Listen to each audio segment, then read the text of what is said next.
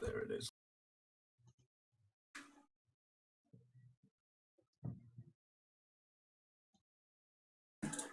Well, this is the first of the streams. Well, first of the streams that actually have voice chat. So, yeah, it's kind of sad that only 2 candidates decided they wanted to use voice chat for their interviews. But that was their choice. So today we have Tom and Ewan. Tom being Larry, but I'm going to keep saying Tom because I am. So because that's my name. Oh, did you just dox yourself? We're going to have to ban you now. Anyway. So we have Ewan and we have Tom. Tom will start off by saying any random opening comments he wants to make. So, have fun. Well, I've not prepared for this, but I'd like to just say that unlike other candidates who are, making promises that it's doubtful whether they will keep, and it's even more doubtful whether they intended to keep. Ewan and I aren't making promises, other than one, that every action we make will be guided by one single principle.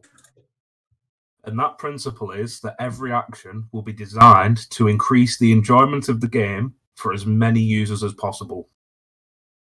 Because at the end of the day, this is a game. You come here to enjoy yourselves. And if, the state government isn't facilitating that enjoyment, all is lost. I mean, that is a very good way of putting it, but what if not all of us do come here to enjoy ourselves? Maybe we come here to slowly torture ourselves by all of the horrible things people say to us. But moving on, Ewan, have you got anything not all of you.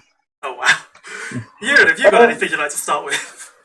Yeah, building on what Tom said, I think Tom's comment about not making any promises is quite not coming in with promises and an agenda is quite an important thing. A lot of candidates have sort of constructed quite in-depth manifesto. They have a program that they're ready to roll out. What me and Tom want to do is we want to enter office and draw on what the people actually want. So we are effectively going in blind. We're not afraid to admit that. But what we aim to do is work on the ideas of the people. So what we end up delivering is a program that the people want rather than something we want. And that's why you should vote for us tomorrow. Absolutely. I mean, that all sounds very generic, but I'm sure you can elaborate at the time.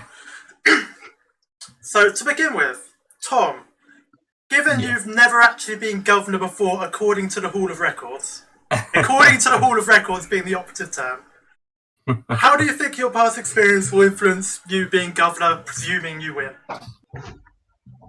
I mean, I've been sheriff now for just over a year, actually, as of, it's either the 2nd or 3rd of February.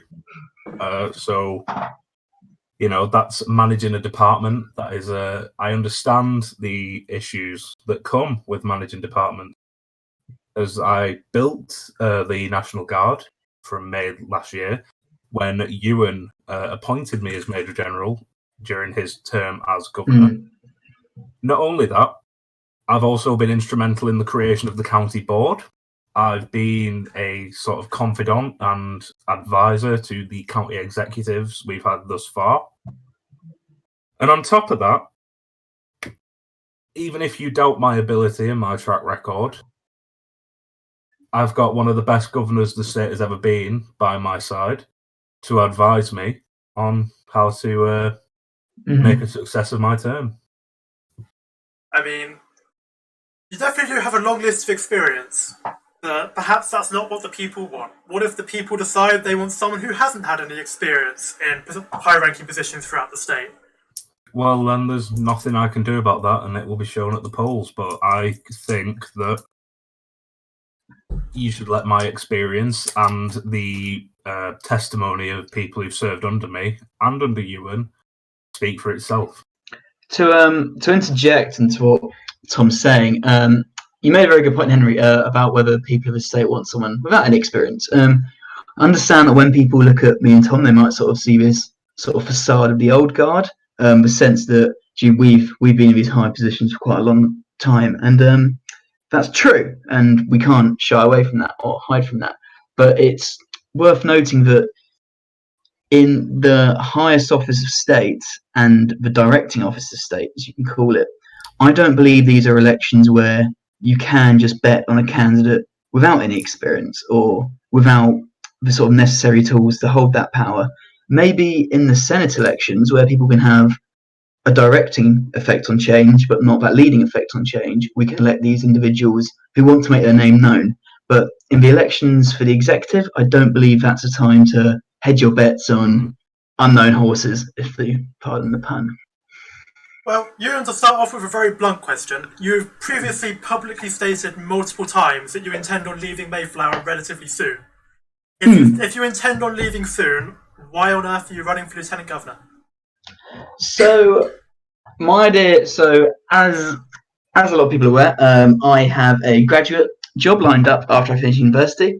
That doesn't start until the end of July, and if I'm correct in saying, it's only the 8th of February today.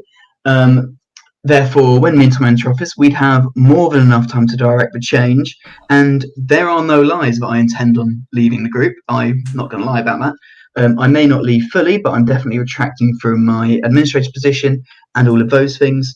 But in the time that we have, I believe that I can really make some reasonable changes and guide some policy. And we're not talking a short-term position here. We're talking a good few months in the role. And of the term at the least. Exactly, more than I'd say 75%. And what that means is that we can, when it comes to it, I can have a very smooth transition of power. Me and Tom will happily identify to the public sort of individuals who may run for said position. There's nothing to worry about, and it won't be a rash move, to say the least. And without flattering yourself, Henry, you are next in line. Like, I would never possibly comment on such a thing. But yeah, you're get lost already. You know, you are next in line, and you are proving yourself to be a capable administrator and legislator. So, in the event that Ewan was to leave, which the end of July will be, mere weeks before the next election, if you were to ascend to the position of Lieutenant Governor, what better contingency could we have? Yeah. I know, right? I feel like you're abusing the fact that your interviewer is also the person who's next in line. But yeah, I totally agree with them. But at the same time, I'm very unbiased. But moving on. Tom, what do you think about some accusations that because you only recently became sheriff again due to the recall election, but also the election that was it recall election? Yeah, it was. No, the recall was June. Oh yeah. I'm getting too confused. Sorry, normal election rather than recall election. If you only just became sheriff again, wouldn't it be reasonable to argue that you're abandoning your campaign promises when running for sheriff by now running for governor? I don't believe I am abandoning my campaign promises. I promised that I would leave the sheriff's office when I believe it could, when it was ready for me to move on. The sheriff's office, if I was to leave tomorrow, which hopefully, think of it, hopefully I will be. Well, I don't think the term actually ends on the 16th off the top of my head, but same well. Hopefully, I will win the election, but it will be in capable hands. I'll, of course, be supporting Eric, my undersheriff, to take over my position. Eric knows hiding out, and he knows what my vision is, and he shares the same vision. Ultimately, I wouldn't be running for governor if I didn't believe that was the case. Fair enough. Speaking of your replacement... So... With that in mind, oh, for fuck's sake. I would argue that I'm not abandoning the sheriff's office. Ultimately, while if I am elected, it will be something I'm happy about, but it will be tinged with sadness, definitely. Because I have grown fond of the sheriff's office. I'm the longest serving sheriff, having just passed a year. And oh, you left again. I'm the longest. I did wonder why, because the leaderboard showed your name, but I just assumed it was, the rubbish format of the new leaderboard. But yeah, it will be tinged with sadness because, I am fond of deputies. The deputies are fond of me. Quite a few of them have said they would vote for me, but for the fact I'd no longer be in the department. I mean, fair enough, but I thought it isn't going to help your vote share very much. No, definitely not. But I think, I've tried to allay their concerns because I will be staying in the sheriff's office. I'm not abandoning it. I'm simply moving on to something greater, where I feel I can continue to have further impact on the enjoyment of the group. I do think greater is an interesting choice of words there. Sorry? You implied that moving to the office of the governor would be a greater position than that of sheriff. Not so much greater, as in it has a greater impact. Fair enough. I feel like I've set out to do what I wanted to do in the sheriff's office, which was to facilitate the enjoyment of the deputies in the game. And you can see that in my previous election campaign, that everything I wanted to do was about the deputies establish the sheriff's office appeal court to allow people to appeal decisions they thought were unfair. And do you know what I mean? That's like, I've done that now, and I feel like I can expand that, force for good almost. I mean, that sounds quite, biblical, but... very biblical. To expanding it to the state police, expanding it to the National Guard, expanding it to all the executive agencies, and to the people generally. And I feel that I, along with Ewan, who shares that view, because, I mean, at the end of the day, Ewan is a founder of the group. If the founders of this group didn't want people to enjoy it, they'd be selling 1,000 Robux stamina passes like a certain other community. Oh boy, I wonder what community that is. Very profitable one, I'm sure. I think that should answer your question about whether or not I'm abandoning the sheriff's office. Fair enough. Well, speaking of your replacement, when department heads end up moving to other positions, it has not always been the case that there is an election to replace them, and sometimes, for example, Adam Stratton, the deputy takes over with no election. Do you think there should be an election for your replacement or not? It's a difficult question. I would leave it up to the MEC. Obviously. Well, it's up to the MEC anyway. Yeah. Obviously, it's my personal opinion that the best candidate would be Eric. And therefore, obviously, I know there doesn't need to be an election to get the best candidate. But it's mandated in the Constitution, a Constitution which, as governor, I will, be sworn to uphold, that an election must transpire. Therefore, it must.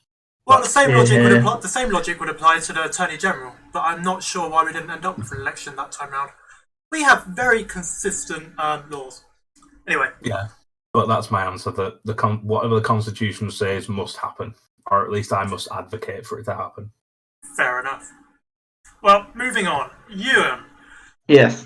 Okay, you're not going to like this question, but it was sent to me on Discord about 3 seconds ago. So... Hit me. What assurances do we have that the CFI will not continue to be a thing? So, I mean, the CFI, if you haven't been living under a rock for the past few hours, it's effectively defunct right now. The CFI was an excellent legal exercise in displaying to citizens of a state how you can form an organisation, but it's not actually a criminal organisation. Ooh, that's an interesting choice of words, given some of the videos that have circulated over the time. Yes, the interesting events that occurred, I'm sure many people of the state enjoyed. I know the law enforcement officers did. But no, the CFI, if I am voted as Lieutenant Governor, I will most certainly be standing down as the Commandant General of what is already a defunct organisation. You have my word on that. Fair enough. I presume the same would apply to some of the interesting activities you partake in during that time. In terms of, obviously, I can't really discuss any development things in terms of my candidacy, but what I can say is, in holding positions as Lieutenant Governor, similar to when I was Governor, I wouldn't be engaging in developer events for quite clear reasons of conflict of interest. Fair enough. That also solves the other two questions, which are asking if people intended to impeach you. Would you say developer oversight? That's a good question. No, you wouldn't say that. It's quite. I mean, I've had quite a lot of people approach me asking about, sort of creating new departments, getting new weapons in game, things like that. It's quite an important thing. I made sure I didn't do it when I was running for governor a while ago now. But at the end of the day, I am, whether I am or not, a de facto class as a developer. But that development promises have absolutely no place in elections. Speaking of development promises having no place, I'd just like to point out that we've also, I've also taken part of that. Yeah. Prior to the first sheriff election, I'd almost completed the sheriff's office headquarters, the new one, but it featured absolutely. It absolutely did not feature in an election campaign because you can't do that. Well, speaking of development promises in elections, what do you think of some of your some of the other people's let's just say campaign promises that may or may not include such promises? I'll answer this first. I think it's quite important to bear in mind. It's completely fine making it's completely fine making statements that you're going to investigate things. I think it's more than okay to say you're looking into the creation of a body or something like that, which may be an in-game development thing. However, it's immoral to promise that, because at the end of the day, everything that goes in the game is out of our control, outside of sort of basic law. Yeah.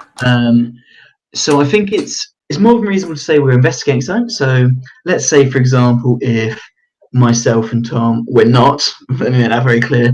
Let's say if we wanted to launch a Department of Corrections, it would be fine for us to say we'll look into such thing, but we cannot promise such thing because obviously that is out of our control.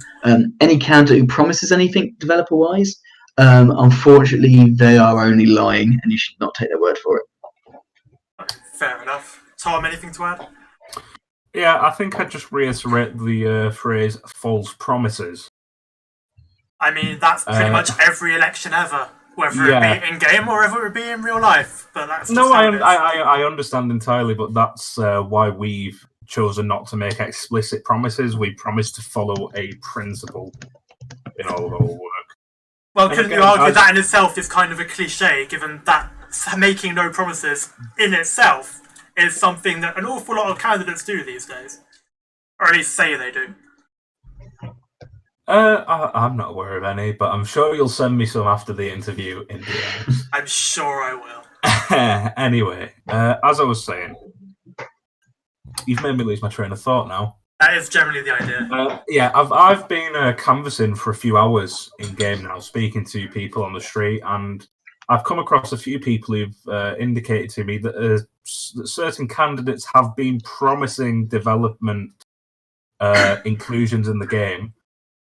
And they've been rebuked by individuals on the street who know that the stance is that the governor has no tangible influence on development.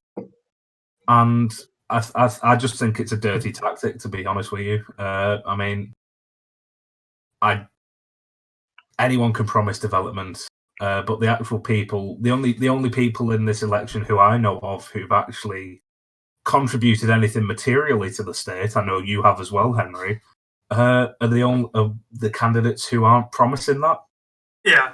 Yeah, that's very true. It's just counterintuitive. If that was something that could be promised, then we would have promised it, but we're not, because it's just not something that can get done easily. As a contractor myself, and I'm sure you know, Henry, with the snow update, Carl's busy. It's difficult enough.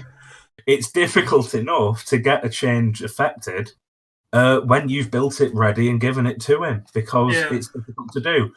If a governor was to go to Carl and say, "Can you make this and implement it also?" It's just not realistic, even if it was a possibility. Yeah. Well, I'm going to feel very harsh asking this question from the stream chat, but it is a question from the stream chat, so I'm going to ask it anyway. Ewan, given about this time last year, I can't remember the exact date off the top of my head, you did indeed promise Seafoids would become a thing. And if you didn't make true on that promise, why would anyone believe anything you're saying now? So Seafoids, exactly like what me and Tom said. Seafoids were an idea I floated, an idea I ran past so when I was governor, I had the Firearms Select Committee, which is basically a body of civilians, and the notion was that we would just discuss issues relating to firearms crime, and some people gave this idea that they felt a concealed firearm would prevent them becoming a target of organised criminals, which is very fair enough. So I floated the idea that we could have a concealed FOID, where you could have a weapon on your person that would sort of role-play terms be beneath your clothes. It wouldn't be visible. And that was an idea that, from my governor's standpoint, I approved. Could I interject here, please? Go ahead. I'd also like to point out that the framework for this was put in place, and development work did start. Yeah, but was halted shortly after that. And at the end of the day, Ewan, as a developer responsible for putting in street signs and making tea, is separate from Ewan as a governor. Ewan as a governor did the work for Seaford. He did a lot of work for Seaford. Ewan as a developer and the development team, that sort of route just was decided it wasn't feasible anymore. Yeah, and I think we need to separate them because it's incredibly difficult to take them both at the same time because it's such a disparity between the two roles, and it's not fair to consider Ewan the admin and developer as Ewan the governor. If development was under my control as governor, obviously after the framework's put in place, Seafoyd would in fact be a thing, but unfortunately development stuff is out of your hands as a member of the executive, so I don't really think that has a bearing on my deliverance of promises as such. Fair enough. Well, moving on to some more generic questions. Tom, what would you say to accusations that you, just generally arguments you've had with current candidates are going to continue, and as such, you'll have significant arguments during your tenure that would prevent you from working well with different members of government? Which candidates are we discussing particularly? The people that were mentioned in this particular question was Panda and then Francis. But I could think of examples that were a bit more vague than that. Oh, well, I mean, realistically, I've had no serious issues with any member of any member running.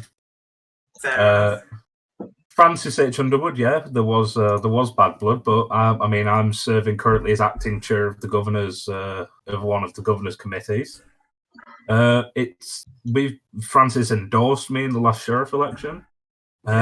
Our relationship has never been better. I have no particular issue with anyone in the state at the moment. And I haven't done for at least 9 months. Well, the same could not necessarily be said in the other direction. I do think it's worth pointing out that Francis Madiva, the current Lieutenant Governor, publicly stated that if you were to win the election, he would be quitting the state. Oh, so it's Francis Medvedeva. I thought we were talking about Underwood. Oh, no, I was talking about Underwood, but I was just mentioning that as well. Has Francis Medvedeva said this time? I know for a fact he said it. Let me find it. Last week he said it. Well, that's a shame because I was friends with Francis Medvedeva for a long time. Obviously, you know, there was unpleasantness, and my sort of way of dealing with that has just been to not interact with him. I wouldn't say anything to his detriment, and it's sort of a little bit sad that he's chosen to do that, but you know, that it's his choice. Oh, that's interesting. Right as I said that, the YouTube Up Next thing changed what video, and now it's the For Francis Madiva 2, if you remember that video. But yeah, no, I think it's quite sad that he's chosen to say that. But yeah, if he wants to leave this, if he wants to put that message, I mean, everyone leaves eventually. To be fair, yeah. And Francis Medvedeva only recently returned. Let's not forget. Yep. If Francis Medvedeva or anyone wants to decide to leave the state and try to influence people's votes, I assume as a result of that, so be it. But that's their decision, and if they can't, you know, if people can't get over it, as many other people, yourself included, Henry, are, because we've not always been on the best of terms. Indeed. That's their problem, frankly. Yeah. Fair enough. I'm more than willing to repair the relationship with him, but that discussion has to come from him at this point. Fair enough.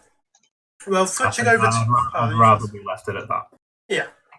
Well, switching over to Ewan, given the current Lieutenant Governor and the one before him's not particular, activity regarding the state legislative, leaving pretty much everything towards the President pro tempore, are you going to continue this trend or try and change it?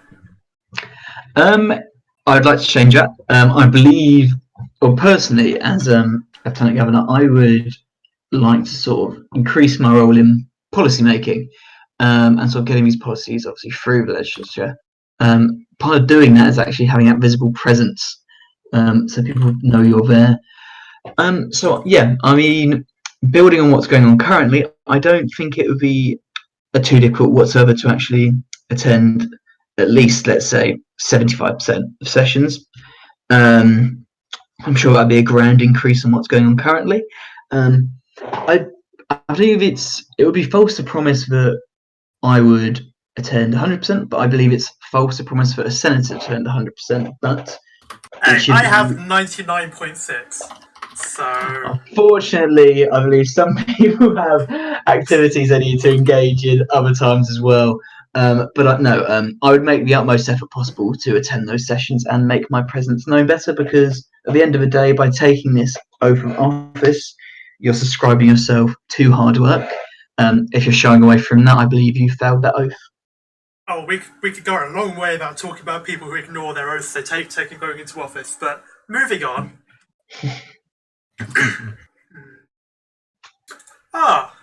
Tom, given you are currently sheriff, what do you think of accusations that the quality of candidates coming out of the Law Enforcement Training Institute is just outright declining? And overall, the fact that people just don't have the knowledge they should have. Because I think the prime example of this is another person was arrested for treason a couple of days ago. Yeah, let's not talk about that. Obviously, there are issues with the Law Enforcement Training Institute, and these have been discussed quite extensively over the past few weeks. I know the Department of Justice was. Can you deal with that, gentlemen? Yeah. I know the Department of Justice was planning an audit of Letty. I know it's questionable whether they have the legal authority to do that, but that's another issue. I'm not sure why the server unlocked. There has been decline, definitely, in the quality of cadets. It's not the fault of the cadets. It's not necessarily the fault of the instructors or Letty itself. I think it may just be the fact that at the end of the day, there's more cadets coming through, which there are, in the same time period, which puts extra strain on the institute. I think the institute is something that is fundamental to our plan of employment creation, but we also don't want to sacrifice any quality and, if possible, increase quality, because at the end of the day, officers do need to realise this is a game, and there needs to be some compassion there, definitely, because you can't rehabilitate someone if they are trying their hardest to get on the straight and narrow after, say, one charge of, I don't know, assault with a deadly weapon. They've been clean for 3 weeks, they're going for an expungement, and then say they run a stop sign and an officer decides to charge them with reckless driving. Fair enough. Well, speaking of expungements, not saying that the governor can influence ICF, because they can't, but for the sake of this, what do you think of the current problem where lots of people are trying to get their records expunged, but the courts will not allow tourists to have expungements, and ICF will not allow people to get citizenship when they have lots of records? I believe this is definitely something. While we said we can't make developed promises, I did always say we can investigate things and bring issues up. This is definitely something we could raise with Carl, let's say, and run through with him. I believe that is obviously quite a clear issue in the system that needs to be addressed. Tourists, for example, should probably have expungement cases heard. Perhaps keep the general rule that tourists don't have expungements, but I think give this a bit more consideration on a case-by-case basis. Yeah. Maybe a special appeal system for them, because there are definitely some tourists who are active engagers in the community, and they deserve to be treated the same way as a citizen does.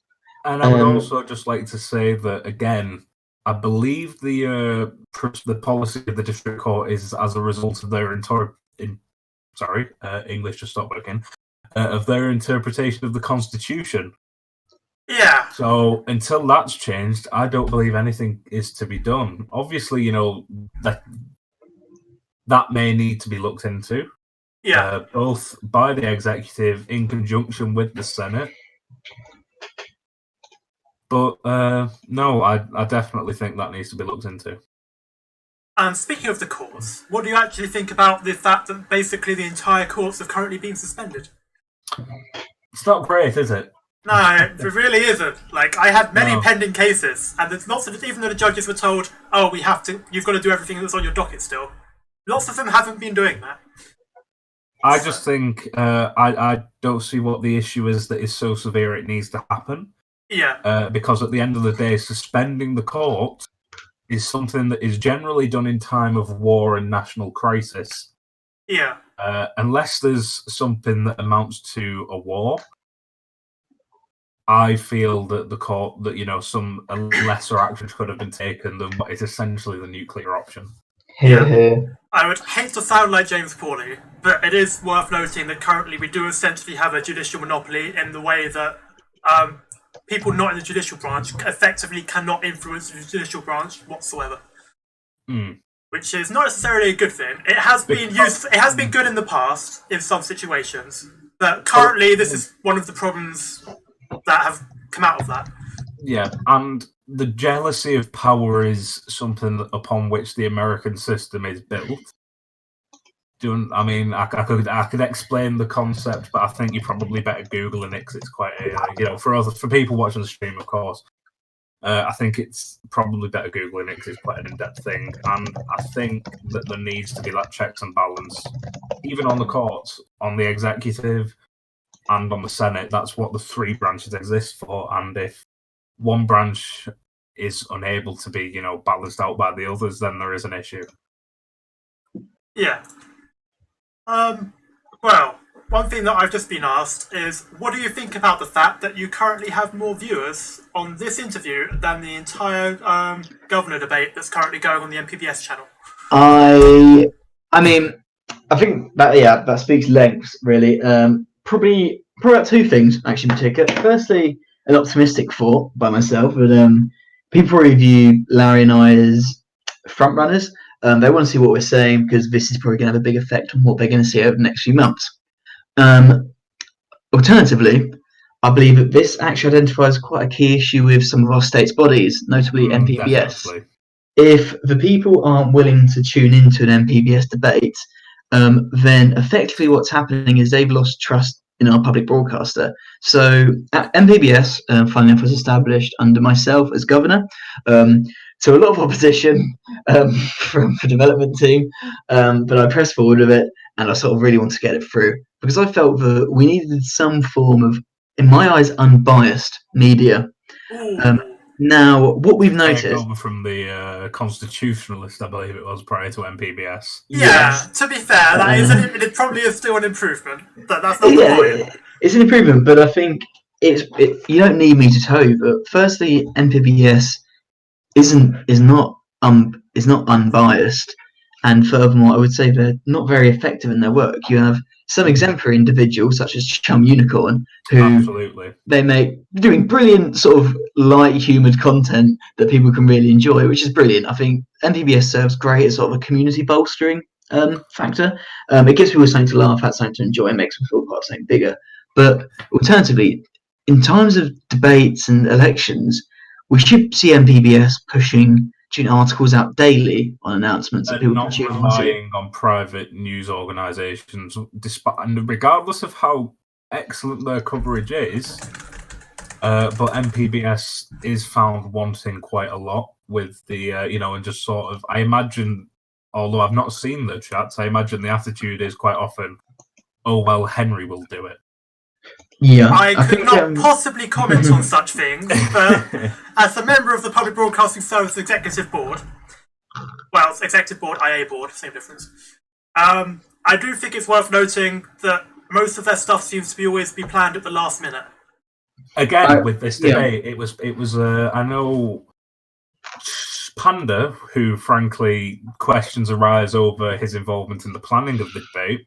And the impartiality, therefore, of the entire proceeding, but let's not get into that. I know Panda mentioned about 3 hours ago that the debate was happening, putting sort of, difficulty around the planned debate by your news network, which had, been pre-planned quite a while ago. If it's being planned in 3 hours, it just, it's not enough time for candidates to sort of arrange themselves to be there. I know a lot of candidates will be available purely for the fact that they will have cleared their schedule prior to the quite well-scheduled debate that you're holding that's only an hour later. Yeah.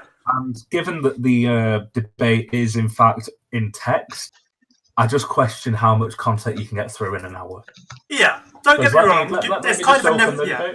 Let me just open the debate. They've got 5 candidates. Looks it, yeah. They're 10 minutes in, and they're on to the third person in what I assume is the first question. Yeah, I would have to agree based on that. Realistically, if some candidates want to do it typed rather than voice, you kind of have to do it typed in order for it to be fair and including. But at the same time, it takes so much longer. You have, yeah, absolutely. If that's the only medium, you have to let people communicate through it. But you also have to take into account the extra time you need for that medium. I mean, how many questions have we got through in 60 minutes now? Quite a lot. Mm. Not even that. It's only been 40 minutes so far.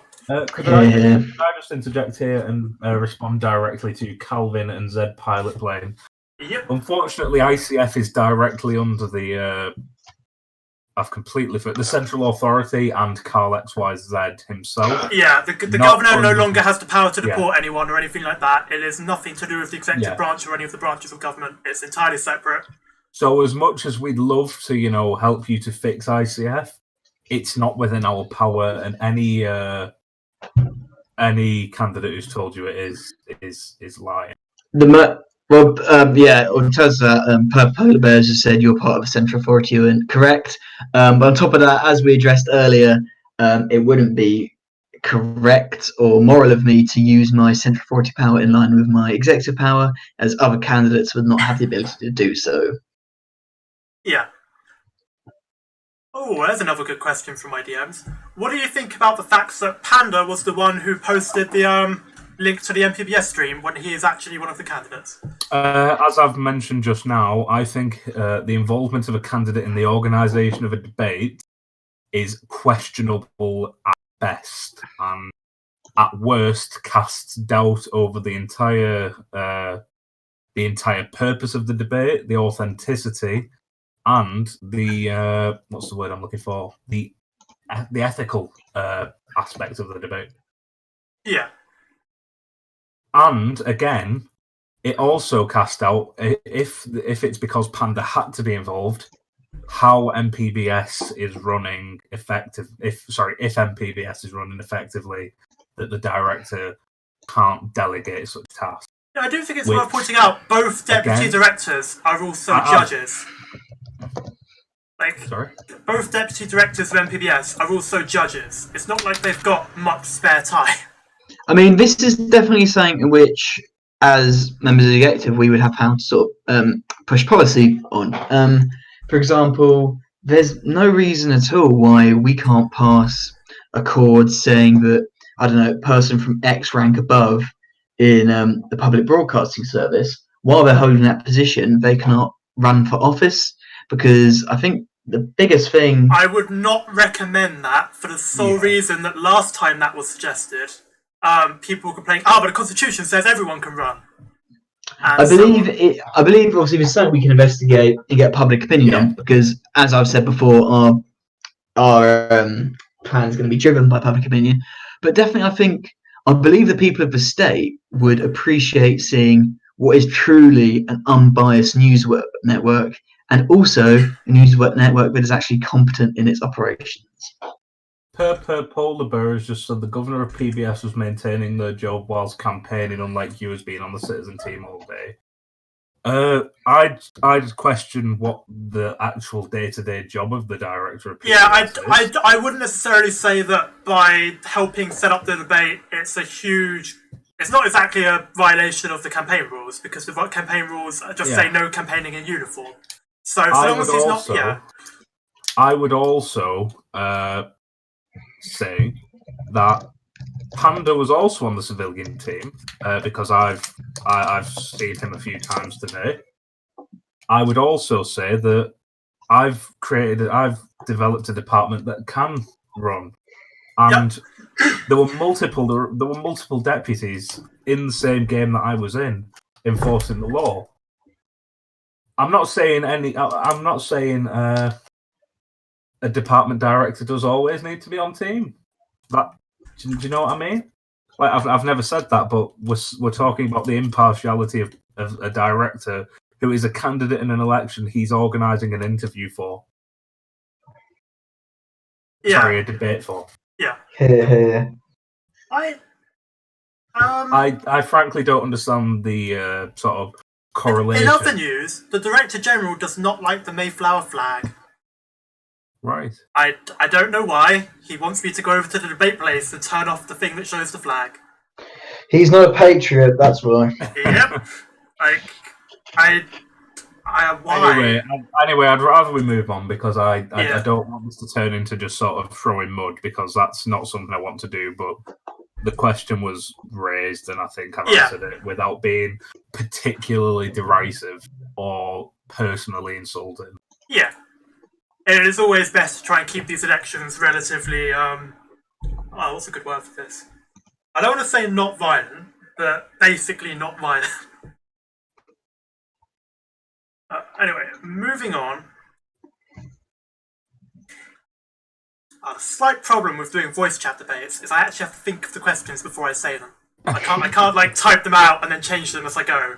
Not to interject, Henry, but unfortunately, I will probably only have to take one more question. In that case, we better make sure it's a good one. Yes. So we should do like question time with the joke question at the end. True. Okay. What would be a? Oh, I know. Mr. Sheriff, why did you copy my outfit? Mr. Von Henry. Yeah. I did not copy your outfit because, as you can clearly see, there is no. I have washed my hands. There is no shading on the side of my hands, whereas on yours, you forgot to wash when you came out of the toilet. I mean, I would also point out that great minds think alike. You could have started with that. Just saying. Yeah. That's what I'd say. I mean, ultimately, I'd also like to point out, Ewan and I have a great working relationship with many department heads. And that's just been fostered through the fact that we've known the majority of them since they came into the group. I mean, that's not even, using the position as founder. Ewan may be an admin and a founder, but I've been here since nearly day one and I worked my way up. Yeah. You can think that I'm part of the old guard, but there's a reason, and that's because I've made myself useful to the community. Very true. I knew none of them. I didn't know Ewan before I applied for the role of Major General in the National Guard, and that was March 2018. I think that was just about 2 years ago. Yeah, a long time ago, because you had a year in that, but now you've had a year as sheriff as well, so it must have been at least 2 years ago. It was 2 years next year. I think it was the 30th of March that Ewan officially asked, and I've worked since then. Fair enough. Well, given we're pretty much out of time anyway, Ewan, have you got anything you'd like to say to finish off? Yeah, I mean, to build on what Tom said, I think it's definitely worth noting our working relationship just between me and Tom over what a lot of the other candidates have. So me and Tom have continued to engage in activities outside of the game, into other games. We have a strong sense of communication that I think a lot of the other candidates won't share, and that's important from the fact that me and Tom aren't shy of working together on issues. And what that really means is we'll be a power couple, and we'll get things done. So when you head to the polls, vote for us, and what you'll get is a clear, directed, and policy that's guided by the public and not by us. In the words of Ewan, Mayflower is a jewel. Let's make it shine. That wasn't even what he said. It was Mayflower is a gem. Get it right. Mayflower is a gem. Let it shine. Here we go. Oh, thank you very much. Oh, we have one more question from the stream chat. Okay. I wouldn't call it a question, but more of a comment. Apparently, you two together is being shipped. I'm just saying. Sorry? People apparently ship you. All right. No. I'd marry Ewan. He's an attractive bloke. Thank you. Okay, but perhaps we should end this before my channel gets demonetized. Okay. Not that I would imply that YouTube's policies are against this sort of thing, but it's been proven I'd just like to say one thing before we leave, and this is definitely the last thing. Regardless of who you vote for tomorrow, genuinely just go and vote. I'm not saying it as a cliche. If you want to let people know who you want, vote for them. If you want Frostbleed, vote for Frostbleed. If you want Francis, vote for Francis. If you want us, which I would hope you do, vote for us. And it's the same as in real elections. Even if your candidate doesn't win, the fact that they got so many votes will influence the candidate who does win. Yeah. If you like our policies, vote for us, even if you don't think we're going to win. Yeah, worth pointing out as well on top of that, make sure you vote for your second favourite person, third favourite person as well. It makes a very big difference with the way our voting works. I'm not going to get into explaining it. I've tried explaining it 100 times and no one gets it. So, yeah, make sure you vote for everyone you want to vote for in order. Preferably vote for absolutely everyone in order of how much you like them or dislike them. That would work as well. Unless you absolutely hate them, then just leave them off. Yeah, just to be on the safe side. But yeah. Thank you for listening to us. Yeah, thanks for listening to us. Thanks for organising this, Henry, even though it was at quite short notice. Yeah, I'll find someone else to go in the original time slot. Anyway. And thank you for, being along with us on this journey that started off, quite a while ago. And I hope that come the time that the next governor's sworn in, it'll be me and Ewan. Thank you. I'll see you all at the polls. Indeed. Glad to hear it. After this, we do have the governor debate hosted by me. I do not know what time it will be starting. It will start when the public broadcasting service decide to get the hell out of my place, to be very blunt. So, only one way to find out when it will start. It will start sometime soon. I might go there and kick them all now, actually. That would be quite harsh. Maybe I won't do that. So, thank you all for watching, and good night.